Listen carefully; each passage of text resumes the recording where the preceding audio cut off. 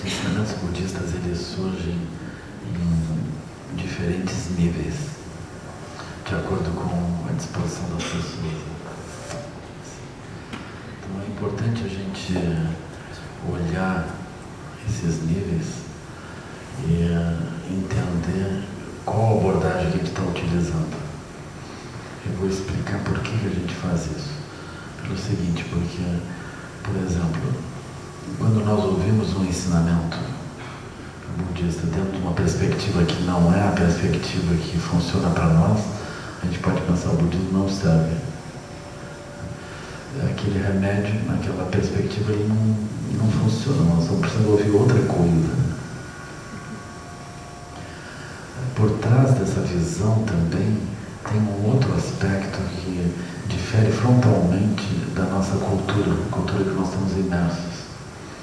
Que na nossa cultura a gente tem a sensação de que a verdade ela pode ser apresentada em palavras, pode ser apresentada e explicada. Se a gente explicar a verdade como a gente explica a ciência, por exemplo, então aquilo fica claro e está pronto. Na perspectiva budista, isso não é assim.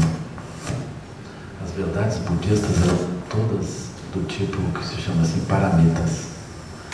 Elas são comparadas a remédios e não propriamente a alguma coisa própria. Vamos supor, se nós temos um problema de saúde, nós podemos ir até o hospital. Mas ainda que a gente possa ir para um lugar que chama casa de saúde, tão pronto a gente puder escapar dali, melhor, né? A gente não tem a sensação assim, se eu for viver no hospital, aquilo é perfeito, né? A gente não tem essa sensação. Então assim também é o budismo.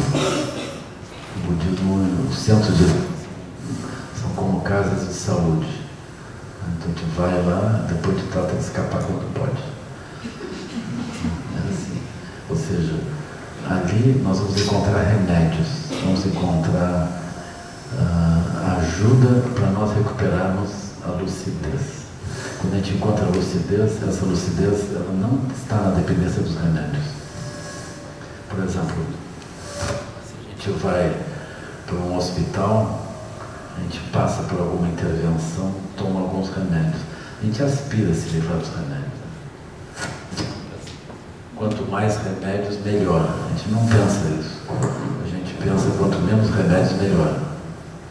Então no budismo é a mesma coisa. Os vários métodos, os vários ensinamentos, eles estão ali para cumprir uma função.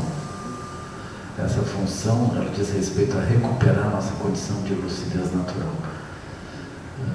Uma lucidez que a gente não se dá conta que perdeu, a gente não entende bem.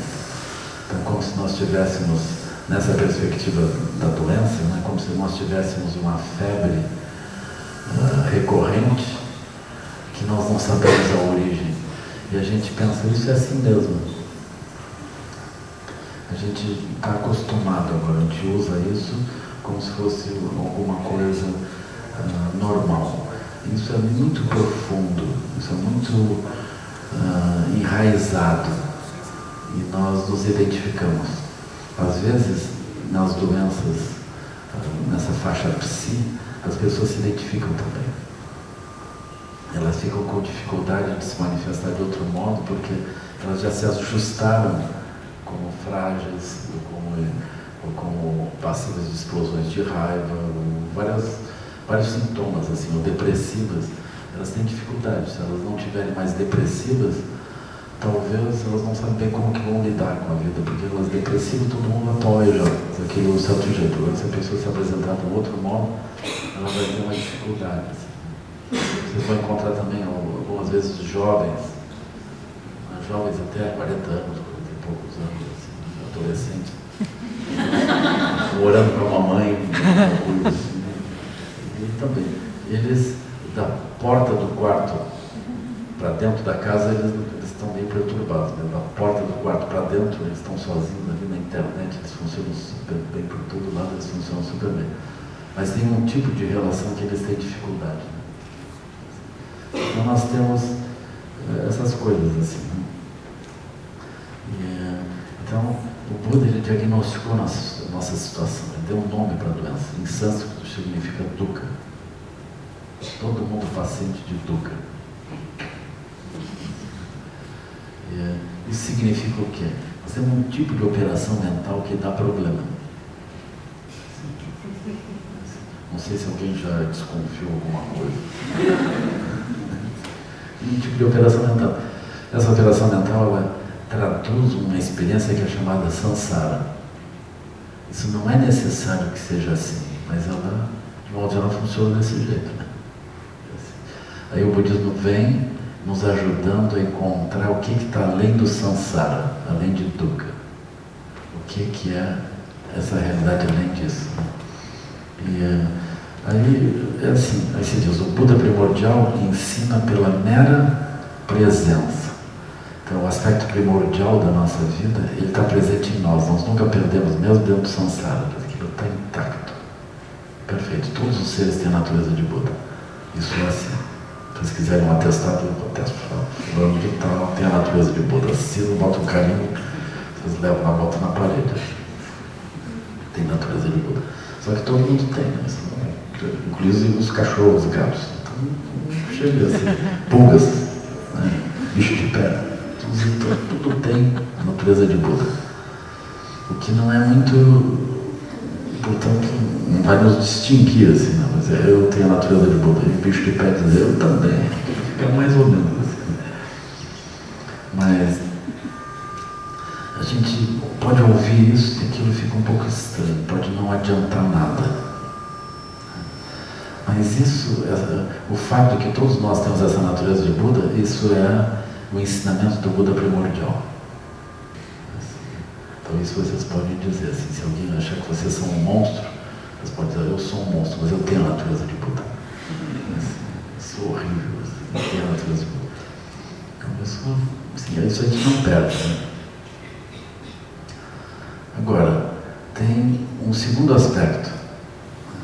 Por exemplo, o Buda primordial é como se fosse a inteligência livre da própria condição humana, olhando assim de forma muito profunda todo o surgimento de todas as coisas. Aí ele vê que os seres não entendem aquilo porque eles estão presos em posições particulares da própria mente deles. Então eles olham tudo sobre um ponto de vista particular. Mas se eles simplesmente sentarem em silêncio, perceberem que quando eles estão sentados, independente do que esteja acontecendo, de alguma flutuação da mente, tem uma energia constante, estável dentro deles. Então eles sentam em meditação não para alguma coisa, eles sentam para poder usufruir essa condição, para poder perceber essa condição da energia estável. Eles estão... Eu acho que se essa caixa vier bem para frente vai resolver. Sabe porque ela está pegando, está entrando no microfone, o som, a caixa está entrando no microfone. Aí ele... Ou se eu for um pouco para trás também. Eu acho que se eu for lá para trás...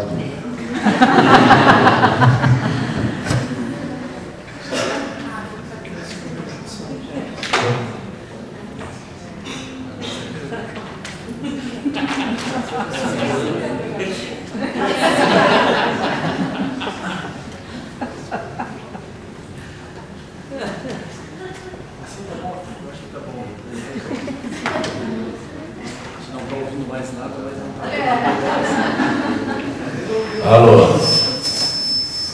Agora é só virar um pouquinho para lá, isso. Ainda assim, tem a outra.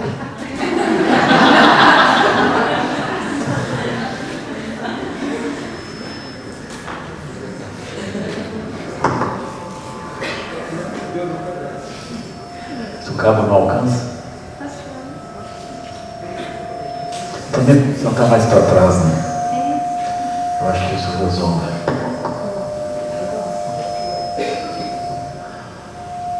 Acho que melhorou a música, né? É o som da energia. Som da energia.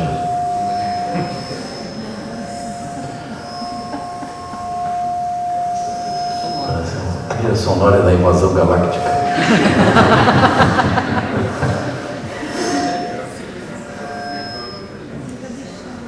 Alô? Tentou, né?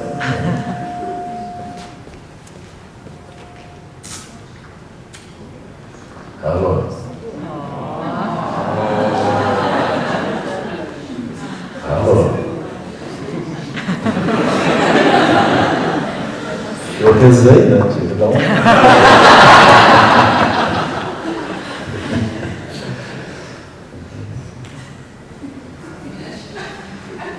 Alô?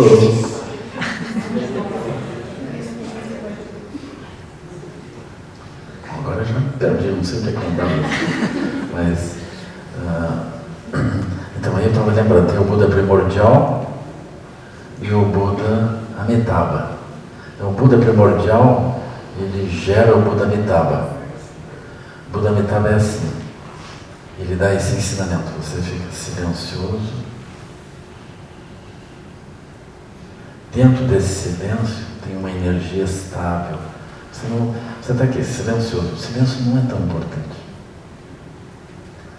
Nem mesmo se tem flutuação da mente, isso não é tão importante. O ponto é assim, você está sentado e tem uma energia que sustenta você. Essa energia aparece, você nem sabe de onde, nem como. Ela está ali. Você só relaxa e vê que ela vem vindo. Ela se mantém. Se você ficar olhando para isso, você vai indo para uma base da mente com menos conteúdo, com menos condicionamento. Nessa base com menos condicionamento, de repente você olha e diz: por que eu estou trabalhando onde eu estou trabalhando? Começam as perguntas assim. Aí vocês sentam assim, às 2 da manhã, vocês sentam em silêncio. 10 minutos depois que vocês olham para o lado, tem um ser. Qual foi o botão errado que eu apertei? O que aconteceu? Como é que eu estou nessa situação, morando nesse apartamento, com isso, com aquela cortina ali, com esse armário aqui? O que aconteceu?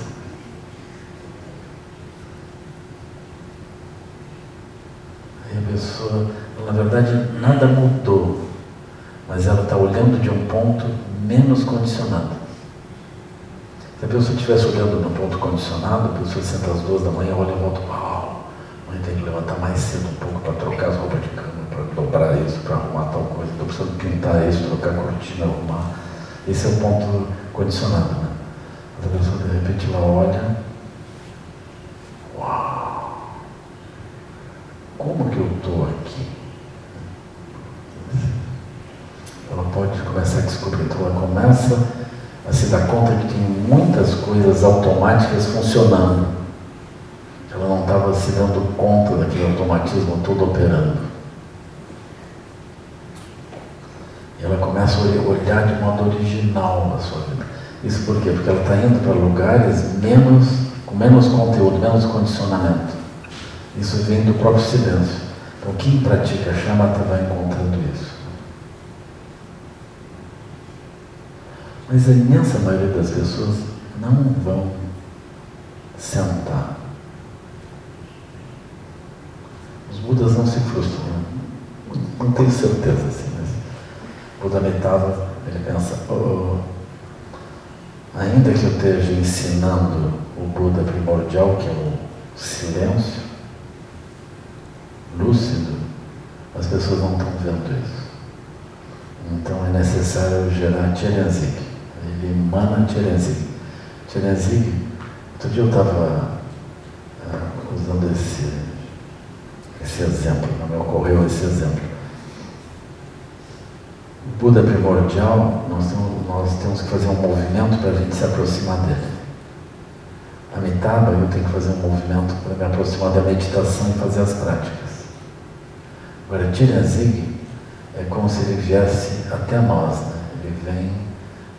Então, para eu fazer uma transformação através de Amitabha, eu tenho que me deslocar até a prática dele. Mas Chelenzig não, ele vem de táxi no lugar onde nós estamos, né? e aparece com uma cara normal, a gente nem se dá conta que é ele.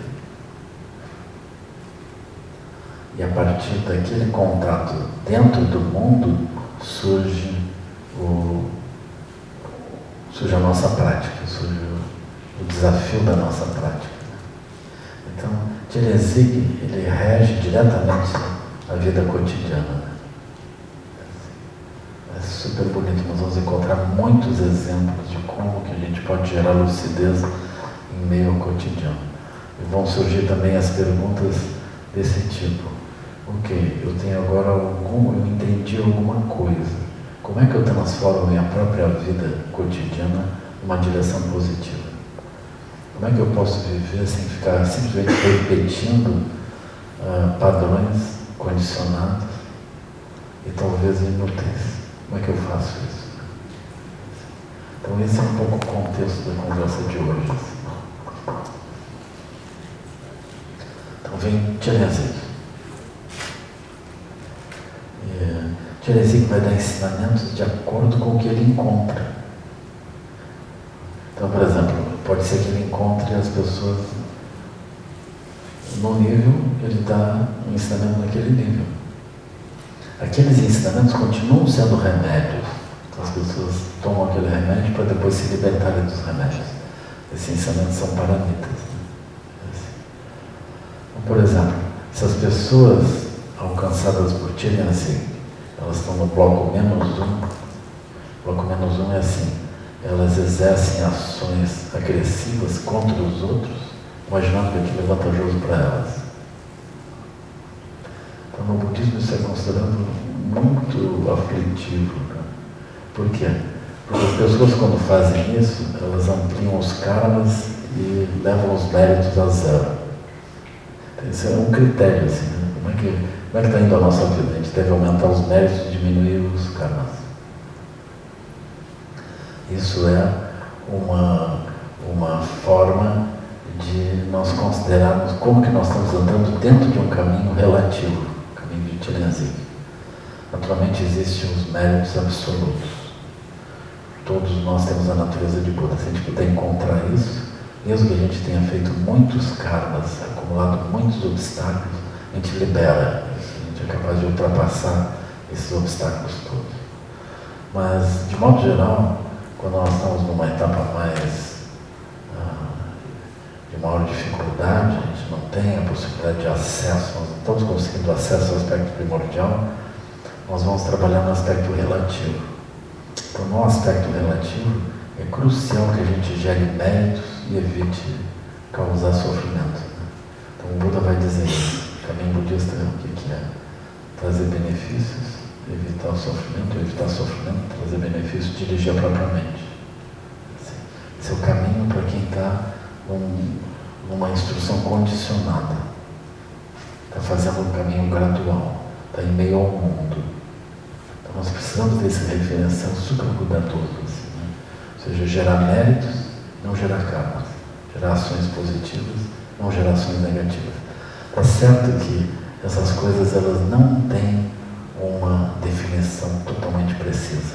Isso é muito frustrante, assim, né? Porque, por exemplo, aquilo que nós consideramos ações positivas, elas podem não ser totalmente positivas. Aquilo que nós consideramos ações negativas, elas nunca são totalmente negativas. As pessoas sobre as quais nós fazemos ações negativas, elas repetidamente podem acordar a partir da tragédia que nós estamos proporcionando para elas. Elas têm o potencial de fazer essas transformações. Né? Eu acho que muitos de nós já viram isso. Né? Ou seja, grandes obstáculos nos fazem acordar. Eles nos sacodem. Eu lembro de uma amiga que eu tive assim, por muitos anos, né? Próximo dela por muitos anos. Ela era uma aluna maravilhosa, assim, muito, muito inteligente.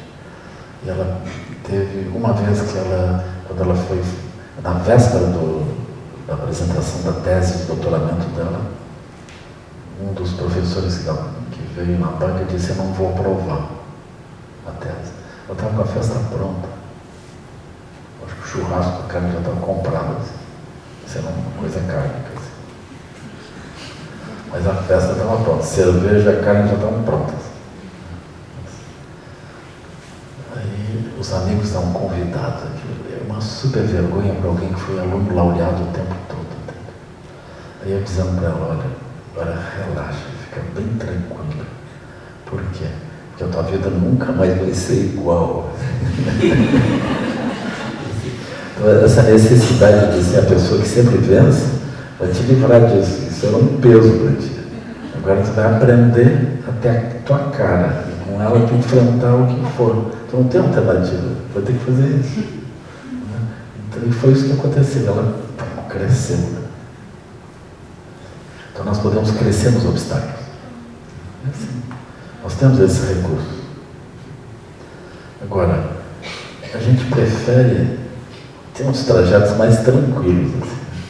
Para ter trajetos mais tranquilos, a gente gera méritos e evita gerar cargas.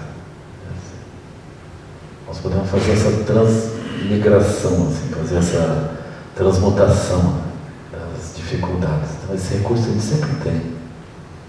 Mas a gente não gostaria, por exemplo, proporcionar coisas pesadas e difíceis para os filhos. A gente não tem certeza se eles vão poder fazer essa transformação. A gente não quer submeter eles a isso. Numa certa etapa do meu caminho, eu fiz esse voto, assim, esse voto claro. Né?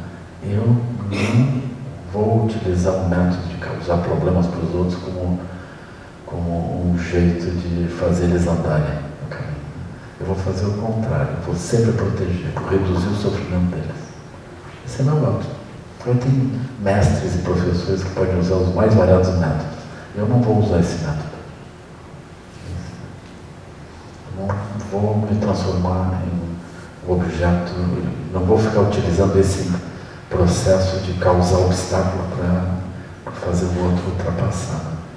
Mas eu vou ajudar, porque até mesmo dizer, um dos argumentos que eu utilizei, assim, o mundo já causa todo tipo de problema, né? Não precisa eu ser criativo para ficar causando problema para os outros. Não precisa. Então aqui, assim, eu sou bonzinho, né? Aí, Maharaja, a roda da vida, eu faço serviço sujo. E eu estou aqui só cuidando, assim. É isso. Então esse é meu voto pessoal.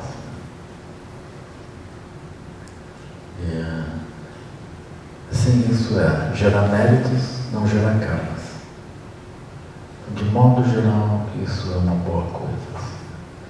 Agora, as ações em si, elas são purificadas, não, por exemplo, a própria ação, a mesma ação, ela pode gerar mérito ou gerar karma, dependendo de fatores sutis. Por exemplo, entre as coisas que me tocam assim, pessoalmente, é o fato de que as pessoas boas, de bom coração, eventualmente vão para os infernos. Isso é uma coisa que me toca o coração. Por quê? Porque, por exemplo, a pessoa ela tem um bom coração, faz boas ações, mas ela faz aquilo apegado. Então ela está protegendo o menino, ela está numa ONG, cuidando dos meninos. De repente os meninos saem daquilo, ela vê o menino assaltando, roubando. Aí ela tem uma super frustração. Eu visitei muitas FEBEMs e eu vi, conversando com os atendentes, eles têm um sofrimento parecido. Porque eles vão cuidando dos meninos e meninas, daqui a pouco eles saem tão ótimos, tocando música clássica, brincando. E estão super bem assim. Aí 6 meses depois eles estão de volta, eles olham a ficha, assaltou, matou, estuprou, está aqui a pessoa de volta. Eles olham, eles não sabem nem como olhar para o outro. Eles se frustram. Aí vai surgindo um amargor. A pessoa pensa, meu trabalho é inútil. Isso é inútil, essas pessoas elas não merecem. Aí começa a surgir assim. Os policiais também, eles têm muitas frustrações. Aí nós começamos a encontrar frustrações em vários níveis. Eu fui vendo assim, por exemplo, os médicos às vezes têm frustrações também desse tipo. Talvez não no início da carreira, mas num certo ponto eles se dão conta que eles estão curando pessoas que não se cuidam. Então a pessoa está estragando a sua saúde, ela está mal, chega lá no médico, agora tome isso, tome aquilo, evite isso, a pessoa melhorou, vai embora. Ela volta a fazer tudo o que sempre fez. Daqui a pouco está de volta no médico. Aí o médico está pegando o seu tempo, colocando ali a sua preocupação, sua energia, para fazer o outro melhorar. E o outro não faz a parte dele. Eu escutei isso também de um médium, que me tocou assim, eu entendi, uau, é isso. Aí ele dizendo, eu estou aqui atendendo as pessoas no centro espírita, e as pessoas eu descarrego aquilo, resolvo esse problema todo, limpo a aura da pessoa, a pessoa vai embora limpinha, arrumada. Aí passa 2 semanas, está de volta, está tudo grudado de novo, todo ele vai lá, limpa aquilo tudo, ele manda a pessoa embora. Aí, a cada 2 semanas a pessoa volta. Eu me sinto assim como uma pet shop.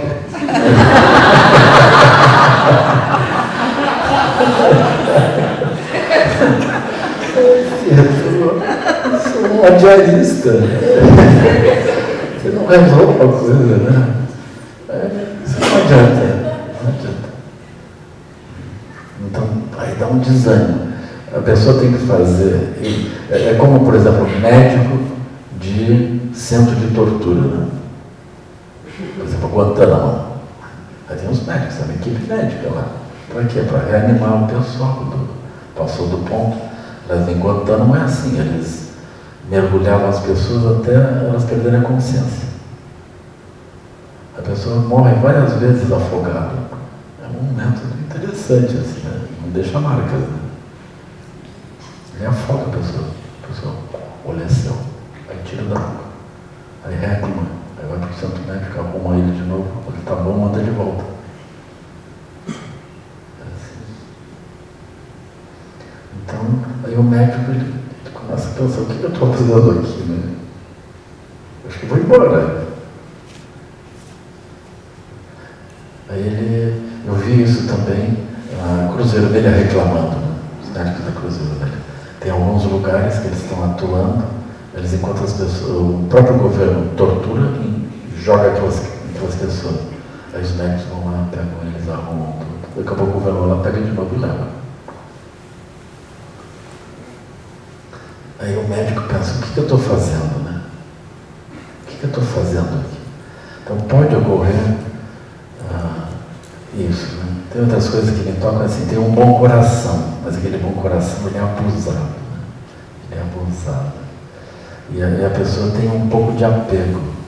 Então quando nós estamos trazendo benefício, se nós não quisermos gerar karma associado às ações meritórias, nós precisamos considerar que as ações meritórias se esgotam e se recompensam nelas mesmas. O fato de nós termos feito aquilo, por exemplo, ele pegou a pessoa e reanimou e fez voltar à vida, né? Aquele olhar compassivo, cuidando do outro, segurando ele e acolhendo, aquilo é o nosso pagamento e é a ação do outro. Se ele voltar a ser torturado, não importa, ele viu o que é um rosto de compaixão. Isso lembra também Madre Teresa, né? Ela trabalhava com aqueles que iam morrer, não tinha solução. Não tinha como. Não era uma pet shop, porque não tinha solução. Né? Ela está lidando. O que adianta lidar com alguém que não tem solução para morrer? É assim. Mas as pessoas morriam diante de um anjo que manifestava compaixão, que talvez a pessoa não tivesse visto aquilo durante a vida. Então isso é maravilhoso. Quando vocês veem que essa coisa de trazer benefício não é uma coisa iniciante, não é para iniciante, é coisa pesada. Por quê? Porque nós podemos fazer aquilo e depois cobrar. É natural, as mães cobram isso. Não sei se você já percebeu. Né? Pai, essa coisa assim. O Freud já tinha umas brocas. Então, eu acho que o tempo de hoje, as mães estão menos problemáticas, assim, acho que as mães estão muito melhores. Né? Mas é natural que a pessoa tenha algum nível de cobrança dos filhos. A pessoa cuidou, fez coisa, agora Os filhos, eles não devem nada, mas mais ou menos assim, né? Pelo menos no dia das mães aparece lá, né? No dia do aniversário aparece, se lembra assim, né? Então alguma coisa tem, e aquilo, na exata medida da fixação, tem um sofrimento, na exata medida. Se a pessoa não tiver fixação, ela não tem sofrimento. Se ela não tiver fixação, ela tem sofrimento. Então, quando nós geramos benefícios, é crucial que a gente não gere esse obstáculo junto. Caso contrário, nós vamos para o mundo de sofrimento. E a gente começa a se sentir super aflito. Então, por exemplo, eles têm essa motivação horrível, né? Eles aprontam as coisas e prejudicam as outras pessoas, causam obstáculos. É muito importante para eles entender que eles deveriam abandonar as ações negativas e se conectar com ações positivas. Se brotar no coração deles a alegria de causar benefício aos outros, eles saem dos piores lugares e transformam-se em pessoas maravilhosas. Então nós podemos encontrar esses exemplos em todo lado. Assim. Isso independe de classe de educação, depende disso tudo. Né? Pessoas analfabetas, eu já vi vários exemplos disso. De repente elas eram carentes, comiam comida doada, mendigavam a comida. De repente elas se tornam pessoas generosas e aí os meios aparecem, toda a magia daquilo surge. A pessoa segue analfabeta, mas ela tem uma sabedoria interna que brota assim, né? Justamente disso. Né? Então nós podemos fazer isso. Isso é alguém no bloco -1 que de repente acorda. Tem um ensinamento para essas pessoas. Agora tem ensinamento para as pessoas do bloco 0, por exemplo.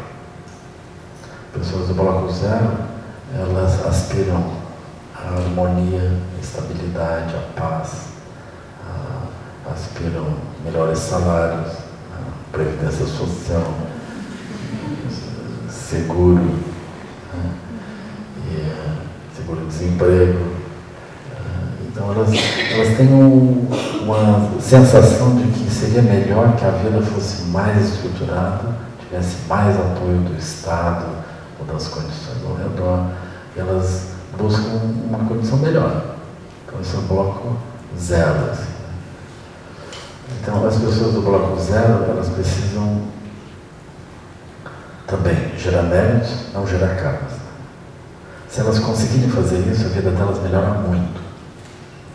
Elas podem ouvir melhor sobre, por exemplo, as 5 sabedorias.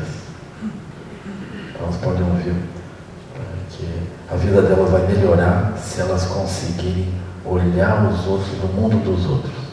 Isso é uma chave super importante. Assim, né? A pessoa nem consegue namorar direito se não fizer isso.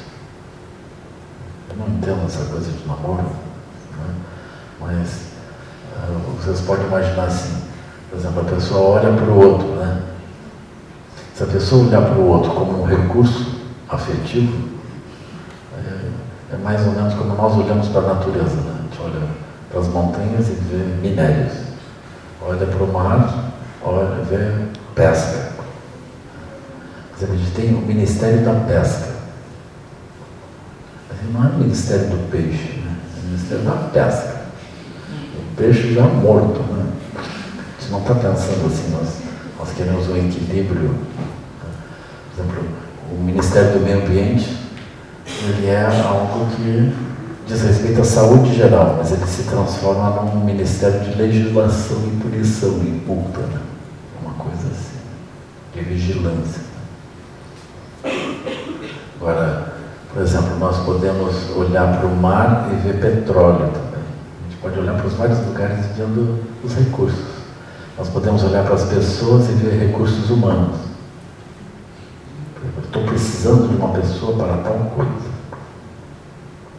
Aí quando nós encontramos a pessoa, a gente não vê a pessoa. A gente vê alguém que vai fazer uma certa coisa. Isso é recurso humano. Aí quando vocês olharem para a namorada como recurso afetivo, isso não vai funcionar. Não consegue. consegue olhar. Aí olha para a mãe assim, recurso de organização geral e comidas.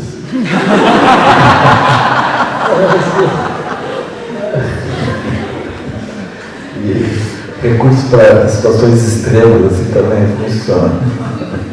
É uma coisa, a pessoa não consegue olhar a mãe direito, né? Não consegue olhar a pessoa, né? Tu vai se surpreender assim, né?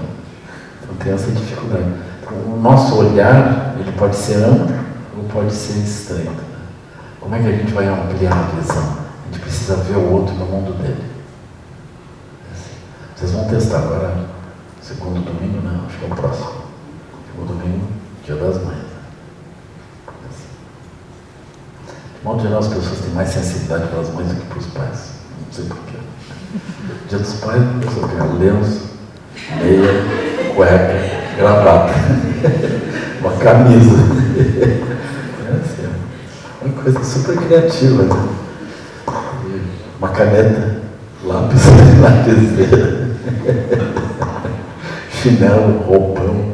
Os papais vão ganhar isso. Como é que a gente pode dar presente para alguém? A gente tem que ver a pessoa. Tem que ver a pessoa. Poder olhar a pessoa, entendê-la. A dúvida, a pessoa tem perfume e flor, funciona sempre. Mas aí nós temos essa... O que eu dou para aquela pessoa? A gente não entende ela. Como eu vou dar?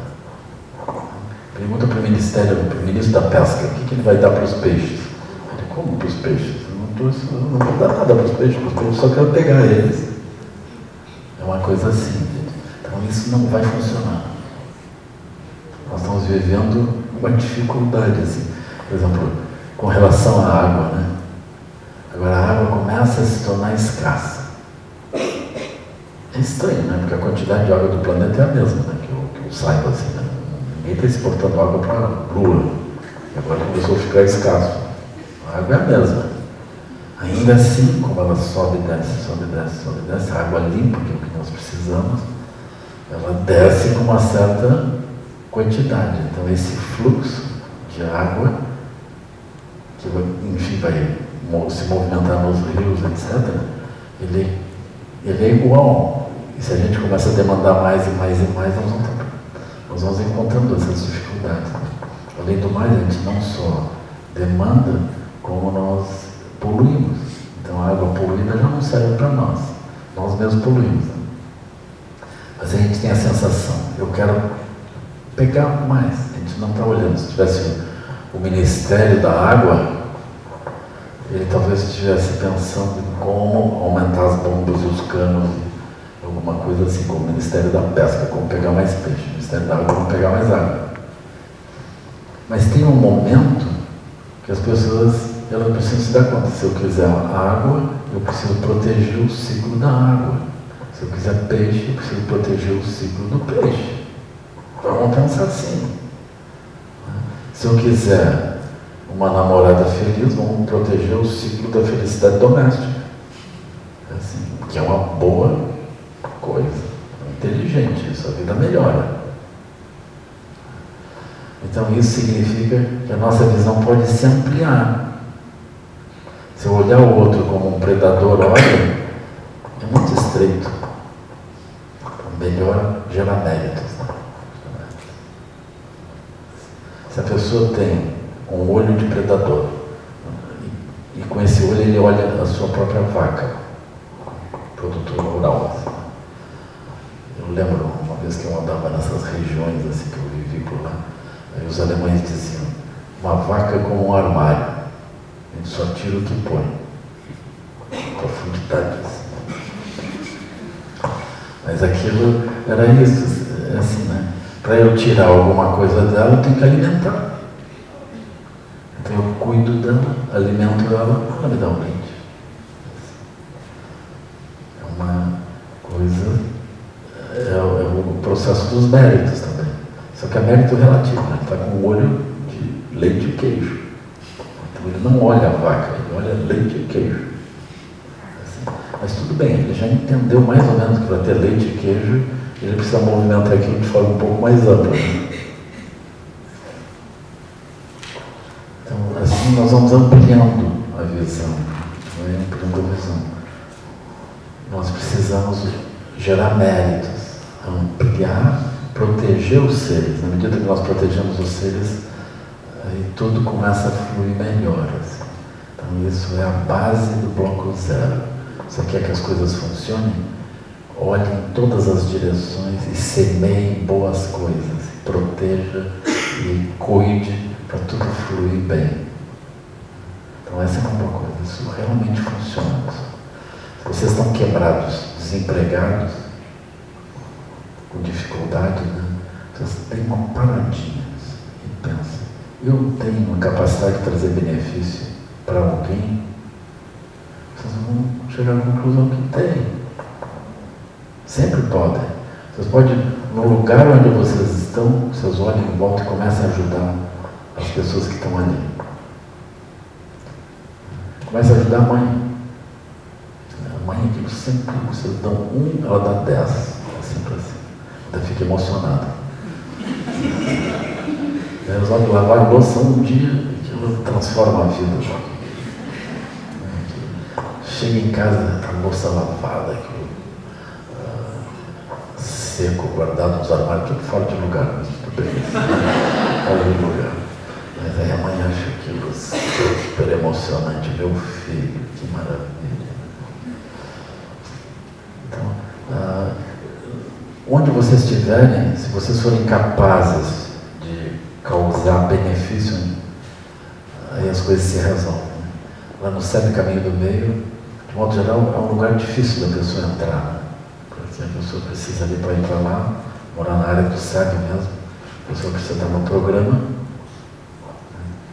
que está recomendado pelo tutor, e aquilo realmente fazer sentido a pessoa ficar lá naquele tempo. Mas às vezes a gente é invadido, a gente tem regras, mas as regras são... O lado bom da regra é isso, né? De vez em quando a gente pode subverter a regra. Aquilo é maravilhoso. Então, agora, recentemente teve lá um praticante, ele entrou pela porta. Pela porta. Forte, corpo negro. E entrou pela porta. Como é que ele ficou lá? Ele ficou porque ele olhou para nós, nos entendeu e começou a nos ajudar desde o primeiro dia. Ele teve sabedoria do espelho, ele olhou para nós e vocês estão precisando disso, eu vou aqui e vou ajudar vocês. Nossa, tá, então fica uma semana aqui, ajuda. Aí ele foi ficando. Quando ele foi embora, que aconteceu agora recentemente, a gente ficou dolorido que ele foi embora, a gente ficou super feliz com ele, uma pessoa maravilhosa, assim, a gente tem essa sensação. Então ele tem a habilidade de andar no mundo. Aí ele saiu a pé de lá. Ele anda ali, agora ele vai andar para outros lugares assim. Super bonito. Nós já tivemos outras visitas de pessoas assim, né? Eles chegam, eles têm esse coração grande, eles sabem trazer benefícios, sabem fazer tudo ficar melhor onde eles estão. Aí a vida flui. Agora imagina, chegar lá e dizer, olha, a comida é mais ou menos, a cama é meio dura, tem pulga e piolho. Aí pronto, já estragou tudo, aquilo a pessoa não fica 2 dias.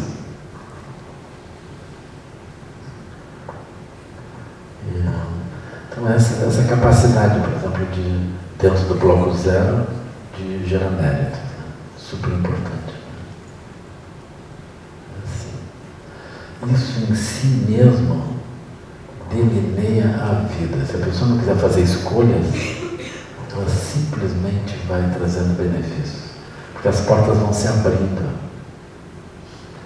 Na medida exata da capacidade da pessoa de trazer benefício, ela vai se posicionando. A vida dela vai destrancando, vai fluindo.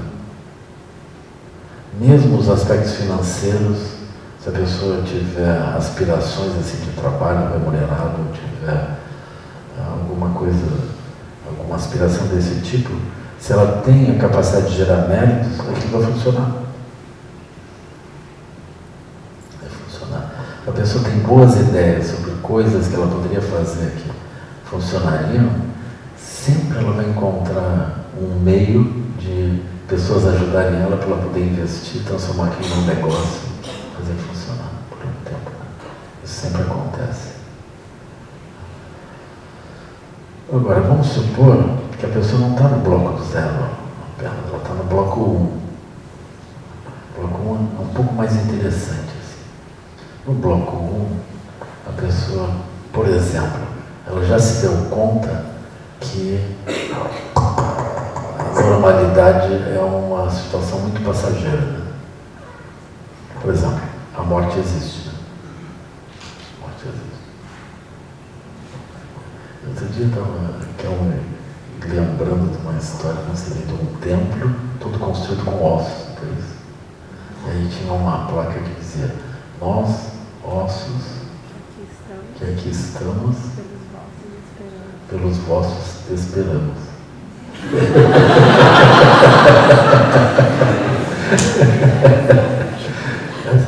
Isso é apenas a inevitabilidade da morte, né?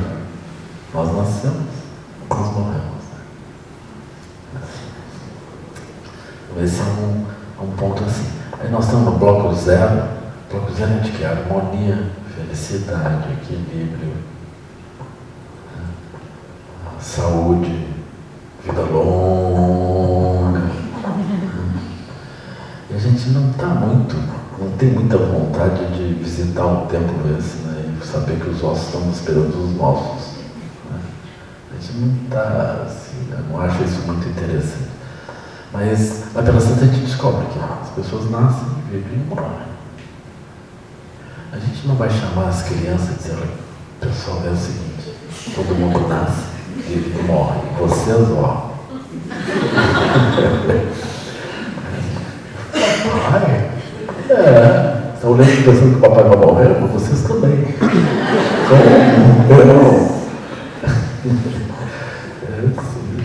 A gente não quer dar essa boa notícia, quer dizer, essa notícia assim para eles.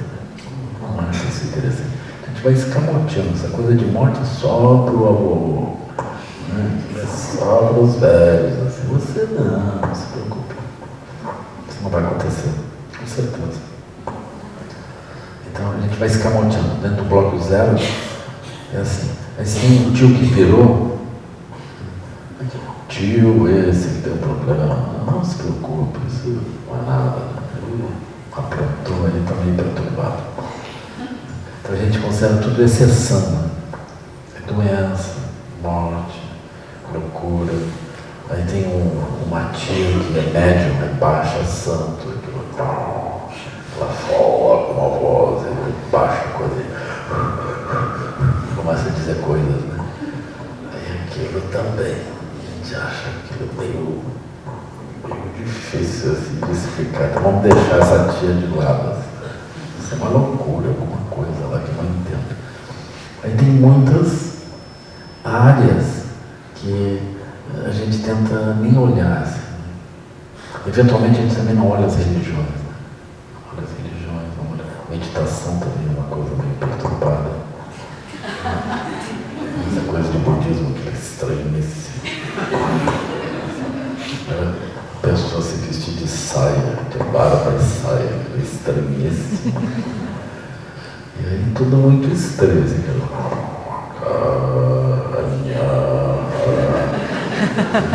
tanta coisa estranha. Vamos deixar isso de volta, vamos botar uma musiquinha mais leve, que é muito melhor.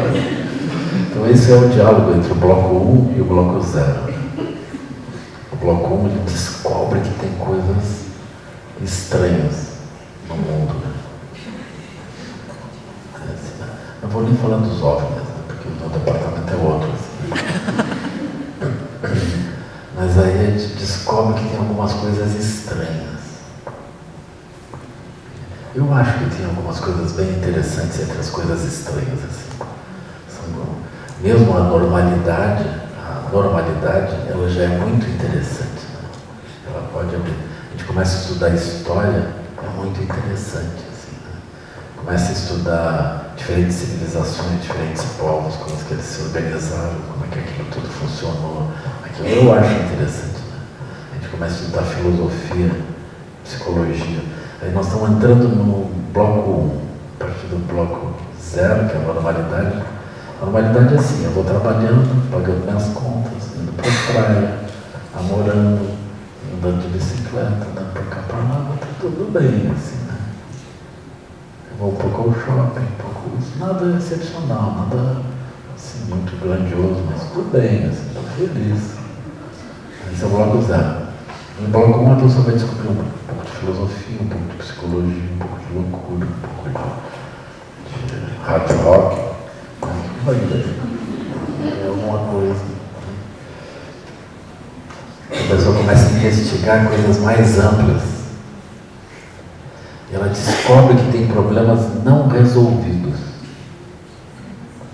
Por exemplo, na ciência, tem muitas coisas que a gente não sabe.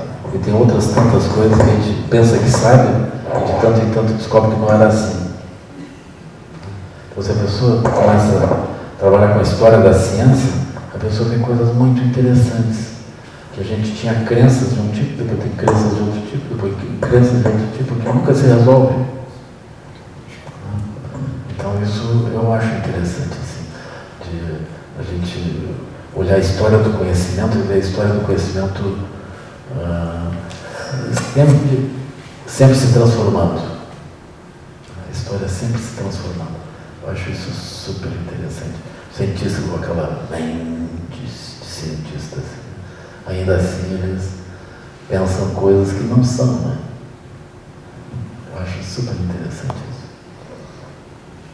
A tecnologia também, né? Eu pude acompanhar, assim. Agora nós estamos fazendo uma grande transformação de tecnologias, as tecnologias mais impactantes para tecnologias brandas, né? Coisa que os ecologistas sonharam nos anos 60, 70. Assim. Hoje a gente está vendo, os chineses estão assim, maciçamente utilizando energia solar.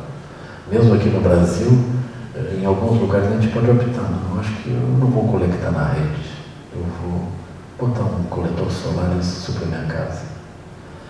A gente pensa, não, mas no sul tem menos sol. A gente fica sabendo, o país que mais usa energia solar per capita é a Alemanha. Pense. Aqui eu acho que é paralelo 40, eles estão lá pelo paralelo 40. Não, eles estão muito mais ao norte. Mais ao norte, lá é muito mais frio. Eu vi coletores solares no Canadá também. Os coletores, eles não são nem colocados virados para o céu, são colocados assim, porque o sol já passa abaixo. Eu vi neve na beira dos coletores solares. Mas aquilo tem luz suficiente. Então nós estamos usando. Os cataventos agora estão se espalhando por todo lado, né? É assim. Maravilhoso isso. Nós estamos no meio de uma transformação. Os equipamentos agora nós estamos passando tudo para a luz de LED. Essa luz aqui já foi. Essa já é a geração seguinte, né? No meu tempo seria uma luz incandescente que ia consumir assim, 5 vezes mais ou 8 vezes mais do que essa mesma lâmpada aqui. Agora tem a lâmpada de LED que consome uma fração disso. Ela dá essa luz com 2 watts, 3 watts. Essa aqui está consumindo 17, 15, 17 watts. Uma lâmpada de um outro tempo consumiria 60 ou 100 watts para produzir esse brilho, né? A gente está reduzindo, nós estamos fazendo uma transformação. Mas isso são coisas que não eram vistas. Um tempo atrás ninguém via isso, né? Agora a gente está vendo essas coisas. Então é bonito de ver. A transformação do olhar, né? Isso é super importante. E aí quando nós percebemos esse aspecto da visão mudando, a gente pode quebrar um pouco a normalidade. Né? Na normalidade, a gente tem a tendência a extrapolar as curvas. Né? A gente tem a tendência a não prever o novo. A gente pega as coisas e amplia o número. Quando nós estamos no bloco 1, a gente descobre que as coisas não são lineares. As coisas são muito mais complexas, a vida é muito mais interessante do que parece.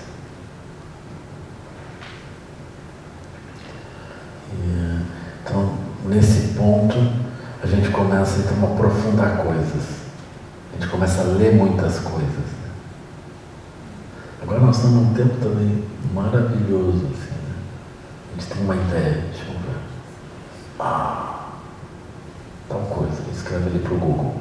Querido Google, você já teria pensado sobre tal coisa? Google, sim, aqui está. Uau! Wikipedia, clicando em cima, parece assim. Tu pensa, que teria algum livro publicado sobre isso? Entra lá no site, põe lá. Entra na Amazon, no Submarino, bota lá o nome do livro, Profit. Uau! E agora, tá ali, quanto custa? R$6,75 o e-book. Então, baixou o e-book. Então, abre ali. Uau! Aí em inglês, não sei qual é a palavra, clica em cima, aparece a descrição. Tu clica do lado e pega. Quando fala em inglês, o nome daquilo. Coisa facilitou. É fácil de estudar qualquer coisa em qualquer área. Fácil e barato.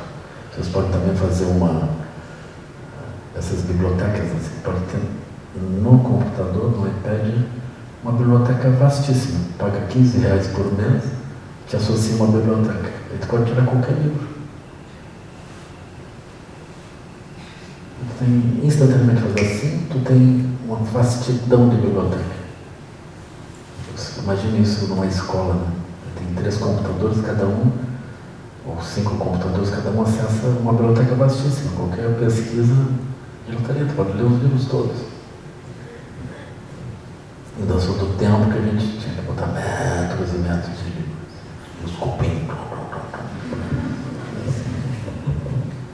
Interessante isso. Então a gente está nesse tempo, né? Isso facilita bloco 1. Eu começo a estudar coisas. Mesmo o budismo, né? Aquilo é super maravilhoso. Bota o nome do mestre que você quer. Aparecem muitas coisas. Mas pode aprofundar naquilo. Textos difíceis de publicar, porque é baixa a venda, né? Eles publicarem em e-book, o custo é baixíssimo, a pode publicar.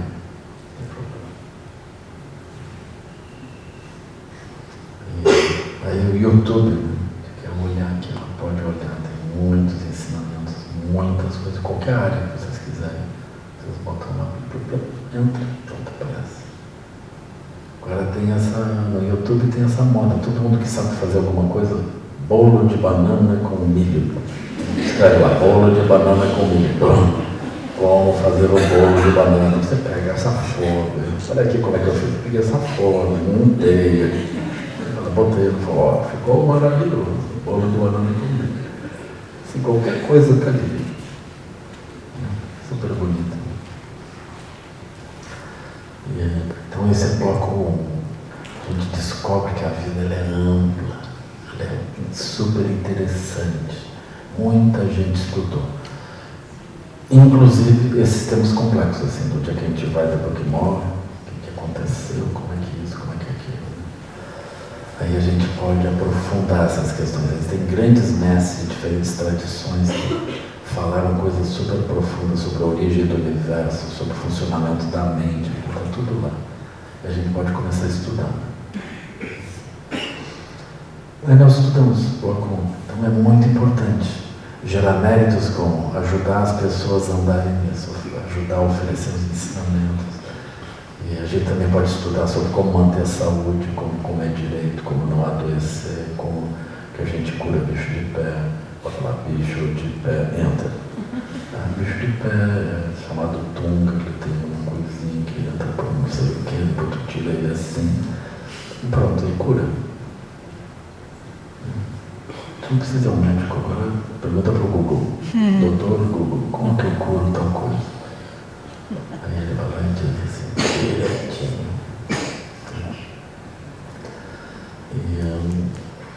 Então a gente vai olhando, isso tudo é bloco 1, nossa mente se ampliando, nós fazendo contato com tudo, descobrindo que o mundo é muito mais profundo, muito mais interessante do que o nosso cotidiano, que vai para o trabalho, volta do trabalho, toma uma cervejinha, come um tirar gosto, e aquilo vai indo, assim, escuta uma musiquinha, assim, um mundo super estreito, coisa de ampla.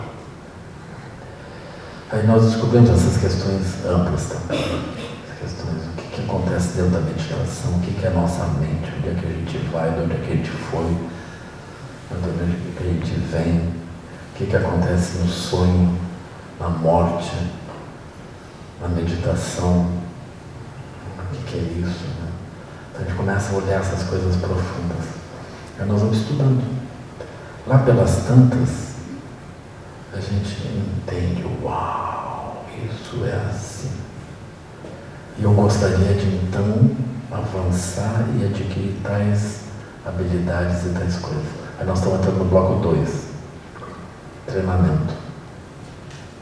Aqui no budismo, nós sentamos. Nós vamos fazer meditação. Nós vamos estudar. Aí vem visões claras sobre o que a gente deveria fazer ou não deveria fazer. E está tudo lá. Está na internet também. E aí funciona. Aí nós vamos andando, né? E o bloco 2, ele vai nos levar até a experiência da nossa natureza ali, das próprias identidades. Ele vai levar até esse ponto.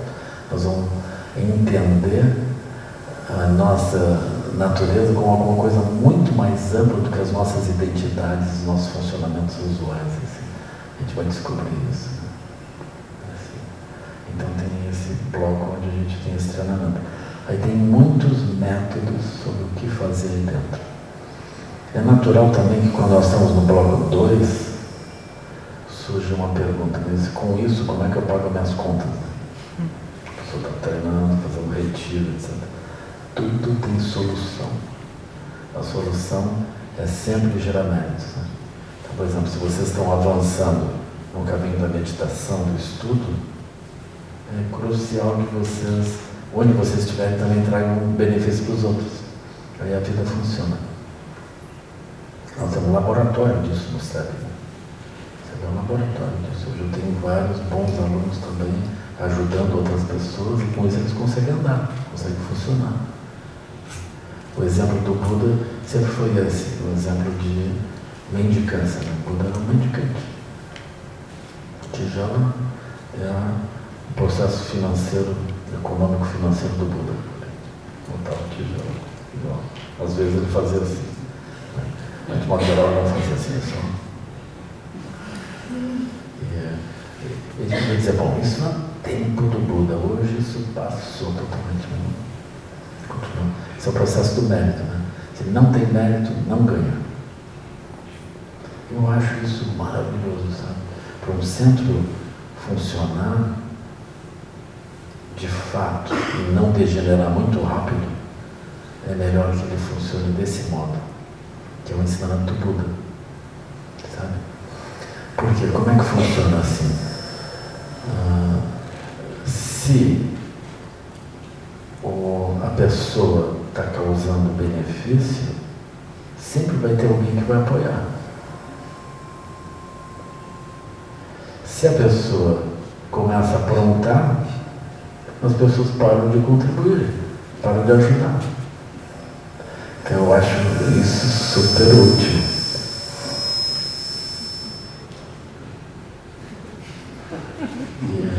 Então isso é muito interessante assim, de ver isso funcionando. Então, quando a gente estuda as histórias do Buda, tem histórias onde ele mostra assim, que houve períodos que a Sangha se comportou mal. Pessoas da Sangha começaram a brigar uns com os outros. O próprio Buda não conseguiu resolver aquilo. Aí o Buda se levantou e foi embora. No dia seguinte as pessoas foram mendigar. Aí ninguém queria dar comida para eles. Porque eles perderam o mérito. Então é super importante entender esse processo. Assim. Aí no budismo eu considero isso um controle de qualidade, sabe? Eu prefiro que meus alunos, por exemplo, eles andem desse modo, eles andem nos lugares. As pessoas querem contribuir, contribuem. Não querem contribuir, não contribuem. Se eles tiverem, por exemplo, Vamos supor que tem um banco que resolve adotar o SEB. Não sei que banco adotou aí. Se vocês tiverem alguma ideia, me falem. Mas um banco adotando o SEB vai estragar totalmente assim. Por quê? Porque, por exemplo, aí tem um fluxo de caixa. A pessoa faz boas coisas ou não faz boas coisas, tem um fluxo de caixa. Daqui a pouco tudo está tudo torto. Aí começam a aparecer pessoas por causa do fluxo de caixa. Não vai aparecer? Vai. Aí como é que nós vamos classificar aquilo? Não tem como classificar. É melhor que a sabedoria do mundo classifique. Aquilo que merece ser apoiado é apoiado. O que não dá certo, não dá certo. Aquilo fica visível. Eu acho isso super bom. 26 séculos o Buda ensinou isso, e esse é um método de funcionamento. Aquilo é interessante, assim. Na época que eu estava na universidade, eu tinha um pouquinho de dor de consciência, assim.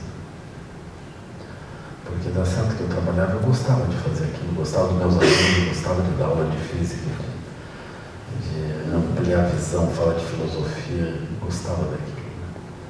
Mas aí eu via, se tinha uma grande seca, eu recebia meu salário. Se tinha inundação, eu recebia meu salário. Eu não achava aquilo muito justo, assim, sabe? Por quê? Porque é como se eu vivesse separado do funcionamento das coisas. Sim, se vier uma grande seca, eu passo a seca. Isso, na verdade, nunca acontece, né? Porque tem uma generosidade da seca, né? Onde eu ando, quando eles sentem que eles estão sendo beneficiados, as pessoas são generosas também. Aí o SEB como um todo funciona. Vocês olhem, o SEB não tem mensalidade. Vocês já viram isso? Não tem mensalidade no SEB. Como é que a gente tem esses centros todos e tem as áreas todas rurais? Como é que a gente tem isso? Tá certo que não houve nenhum lava-jato ainda com respeito ao SEB. Essa não vou encontrar nada. Não vou encontrar nada. Porque é tudo doação minúscula assim, das pessoas. São os eventos que as pessoas dão, que vai funcionando assim. As áreas rurais, as pessoas fazem doações, se associam aos projetos, vão morar ali dentro. Aquilo resolve. Meu sonho de reforma agrária era esse. Não precisa nem do governo. Aquilo é super simples, pessoal. E aí nós vamos andando. Vamos gerando méritos e vamos andando. Aí as pessoas andam, os centros andam. E assim nós podemos meditar, estudar. Agora eu estou fazendo um outro elo, que é os centros de estudos e retiros. É uma coisa mais restrita, né?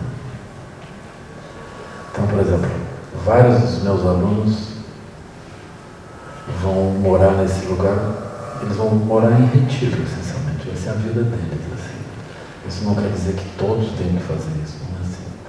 Eles querem viver de forma mais aberta, perfeito. Em todos os níveis, aquilo funciona. Mas eu vou ter alunos que têm essa tendência, eles gostam de ficar num ambiente mais restrito.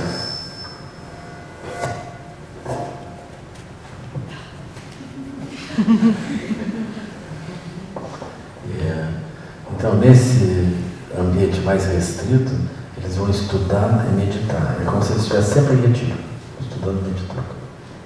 Mas enquanto eles estudam e meditam, eles se capacitam para levar esses textos clássicos que eles vão estudando, levar para as outras sanghas. Elas vão passar em Joinville aqui, falando sobre o Sutra do Coração, sobre o Sutra, mais variados sutras, assim. Eles vão falar sobre ensinamentos clássicos de diferentes mestres. Mas aquilo eles estudaram, meditaram, contemplaram, estudaram em grupo, discutiram. Aquilo ficou maduro, eles viram como que aquilo pode ser útil para as pessoas. Eles passam em Joinville e vão falar sobre o Sutra da haste do arroz, a originação dependente. E a Sangha acha aquilo interessante. Eles estão gerando méritos, não só em retiro, eles estão gerando méritos. Aí as sangas também, as pessoas querem. Será que eu podia fazer 3 meses de retiro, 1 mês de retiro, 1 semana de retiro sobre esse tema lá? Não, você pode ir, vai para lá. Nós estamos fazendo isso. Agora a gente está montando esse centro nessa área que a gente comprou, que foi uma área de 182 hectares, nos cânions lá do Rio Grande do Sul, na divisa com Santa Catarina.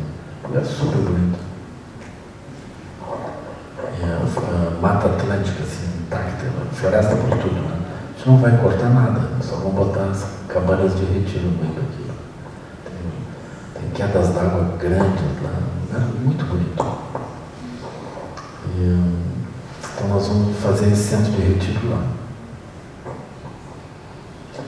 Agora, por outro lado, o que nós estamos fazendo? Estamos fazendo uma escola. Estamos lá com 3 escolas.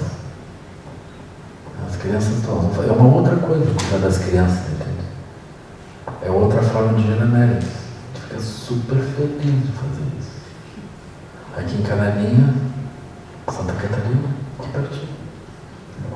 Aí, provavelmente nós vamos chamar de SEB Mendilá. Mendilá é o Buda da medicina. Então nós estamos focando no trabalho de saúde. A gente precisa que as pessoas possam ir para um lugar, melhorar a alimentação, melhorar a prática de vida, recuperar a saúde. A partir disso, elas acessam o budismo, ampliam a consciência e vão avançando. Então, a educação é uma porta de acesso, a saúde é uma porta de acesso. Então, nós temos um desafio que é equilibrar a vida, não apenas reproduzir. Mas nós temos um desafio de reequilibrar a vida, encontrar soluções tecnológicas, formas outras de funcionar.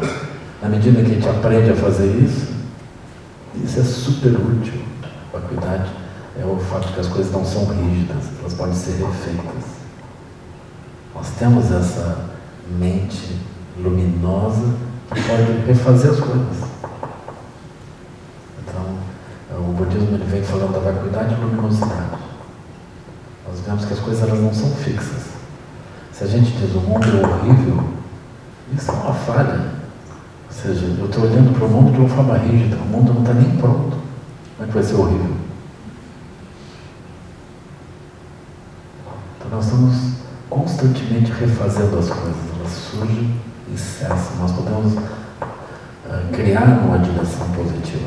E a chave para isso é a geração de méritos. A chave para a geração de méritos é as 5 sabedorias. Capacidade de entender as pessoas no mundo delas, a gente se alegrar com as coisas boas que os outros, então, vivem. Como a gente faz as escolas, a gente se alegra de ver as crianças ali, fica procurando as qualidades que começam a brotar neles. Se alegra com isso.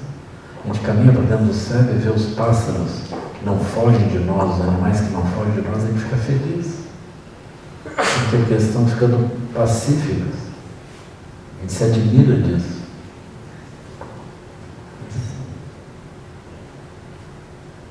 Aí a gente se admira também, por exemplo, nós estamos lá, a gente não tem cercas. E nós também não somos assaltados. Vocês não falem muito disso, mas... Não sei se foi o último assalto, que não foi dentro da propriedade, foi o Juca que foi roubado do carro. As pessoas lastimaram quando souberam que era lá do centro budista que eles tinham assaltado. Mandaram desculpas, assim, tentaram conseguir o carro de volta, mas não deram. O rapaz ficou assim, ficou desolado. Então isso é mérito, a gente vai gerando mérito, vai melhorando as relações por todo lado. Assim, né?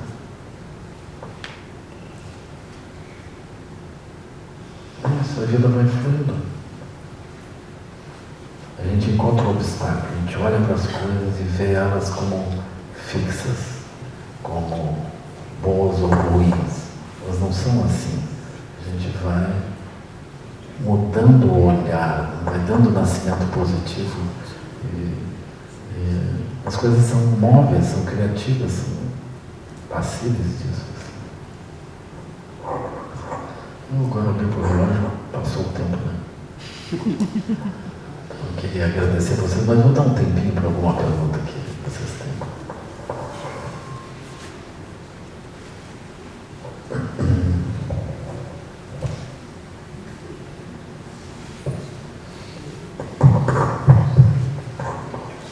tiver pergunta, é só levantar a mão que eu levo o microfone.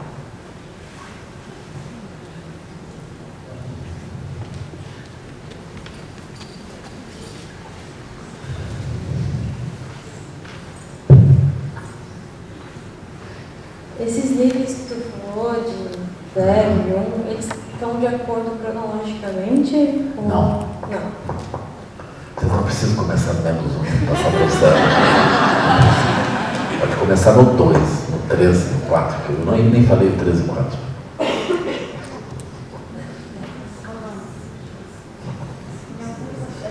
Aqui, ó.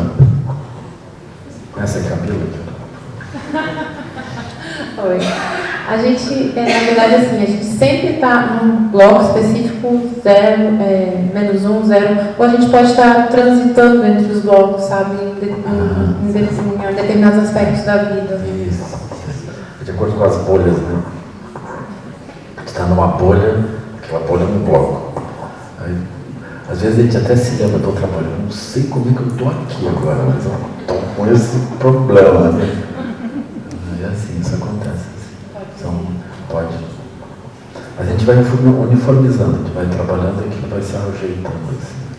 Aí, passa um tempo, a gente não está em bloco menos 1, nenhum bloco menos 1, nenhuma bolha, a gente escapou daquilo. Mas não é muito fácil, assim. Por exemplo, vocês estão super bem, assim, são praticantes e tudo, né?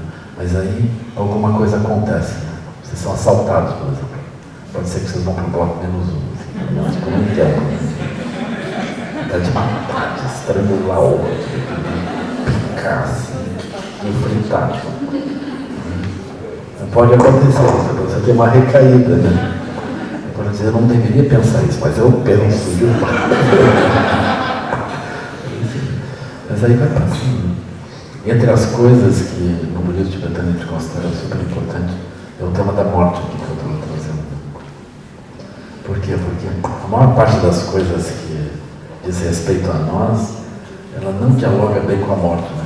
Toda a acumulação, todas as fixações, nada daquilo dialoga bem. E também a sensação de que a gente está equilibrado, meditando, etc. Tipo assim, se eu estivesse agora porque não estou conseguindo respirar direito, né? Como é que faz, né? Então, como é que eu passaria por isso? A gente fica um pouco na dúvida. Se eu vou pro bloco menos 1 e desespero, passo mal, né?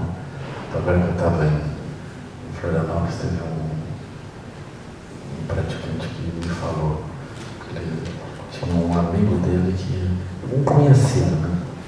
Que ele estava em fase terminal.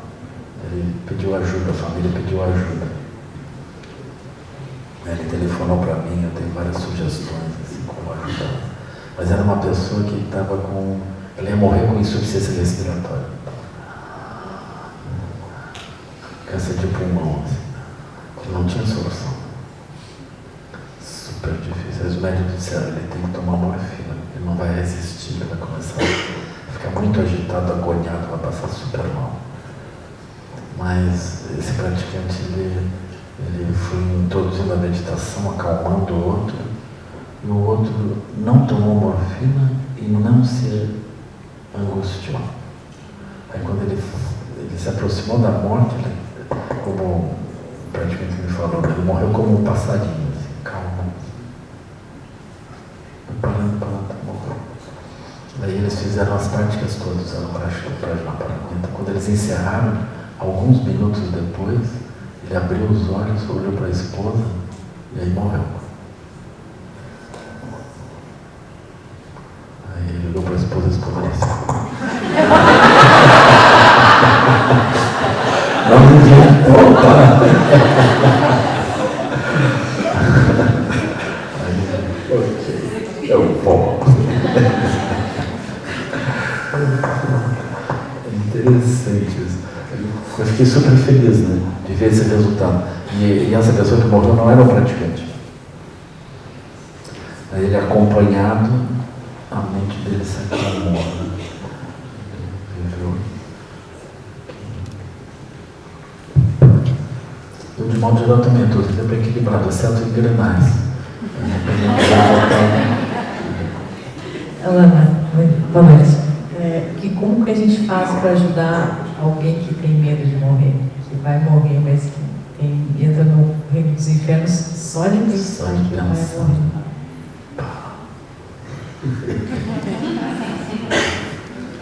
Tudo é caso a caso, sabe? Mas é bom que a pessoa que entenda que a morte existe. Com 80 e tantos anos ela... Por isso, no sentido assim, o Jailen Rinpoche diz, é importante que a pessoa saiba que a morte existe e que quando ela está se aproximando da morte, que ela entenda que vai morrer. Aí a pessoa fica meio em crise assim, mas depois ela acorda, né? Enfim. Aí ela se abre para conversar sobre aquilo. Mas, mesmo com os médicos, muitas vezes as pessoas preferem negar a morte até o fim. Não admitem que vão morrer, enfim. Mas essa etapa